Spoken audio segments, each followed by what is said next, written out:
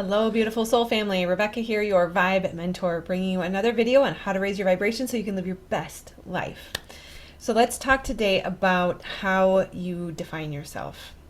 Surprisingly, we don't quite realize the impact that the way we define ourselves has on our life. And yet everything we say, think, do, and become is filtered by the belief of who am I? Who am I? What am I worth? How do you define yourself? Oftentimes we will go to a social gathering, maybe a party, or even just to a restaurant, and we meet someone new and they say, "Tell me about yourself," or "Hey, my name is Bob."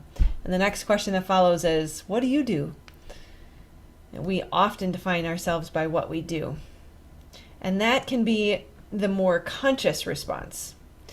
Below that are even deeper, more subtle explanations of how we define ourselves. Sometimes we define ourselves by our past. Maybe I'm divorced or a single mother. Or if we're lucky, we get to define ourselves, and I don't even want to say if we're lucky. In many cases, it seems socially acceptable to define ourselves as what we've accomplished. Right? I have a 4 years degree. I have a master's degree. I'm pursuing a doctorate. I'm a director. I'm a VP. I'm a CEO. And the truth is that all of those things can be taken away from us at any moment. They can shift and change. They are not a stable foundation. And I will say, one of the most important things that I have gained through this journey of, call it spirituality, really it's just practical wisdom, the trauma healing path, uprooting the unworthiness wound, stepping into my life purpose, helping others, being of service, helping to create the new earth. Those are things that have been built on a sustainable foundation that no one can take away from me. That when we start to define ourselves by our inherent, intrinsic value, things that cannot be taken away from us. I am a spiritual being having a human experience. I am an eternal soul. I am a child of the Most High Creator, the divine, the source of all that is. Those are unshakable foundations. No one can take that away from you. And when you define yourself by maybe your past experiences or your current marital status or your accomplishments in the corporate world or in your job, those can be taken away from you. If you're proud of your status because of your nice house or your car, what happens when they go away? Even if you've been lucky enough to accomplish great wealth in life, I'm sure you know, without that unshakable internal foundation, you will always worry, what happens if it goes away tomorrow? And then, heaven forbid, our social circles, our friends, our lovers, they're also standing on that fallible foundation that they can be taken away at any moment, because if you don't have the money anymore, what good are you to me? And I don't want to demonize money, because I'm all about being the world's positive stewards of the finances available to us and building the new earth. But the point is, how do you define yourself?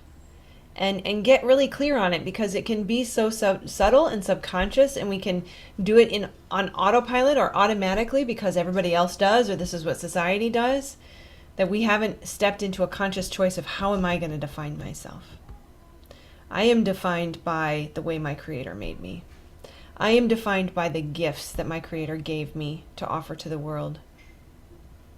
I am defined by the fact that I was made in my Creator's image, animated with the breath of life, unlike any other creation, not to mention given dominion over the earth, meaning all abundance is my birthright. There is an overflow of love and wealth and health and joy and bliss that is available to me because I was born worthy, and I will die worthy no matter what I do in between. There is nothing I can do to earn it or to lose it. And that creates such a confidence. It's an unshakable foundation in who you are, no matter where you go or who looks at you with that critical eye or that judging look. It cannot change the fact that you are valuable and worthy just as you are. You are enough simply because you breathe, because you exist. So take some time after this video to really think about, how do you define yourself? How many positive ways do you define yourself? Are they the predominant definition over the negative ways you define yourself? And start to catch yourself as you go throughout your day. Watch the clothes you choose. What does it mean about you? What does it communicate about you? The people you choose to talk to. And when you do talk to someone, who do you feel really comfortable with and who do you not feel so comfortable with? And why? Because it has a direct connection to the way you define yourself, what you believe about yourself.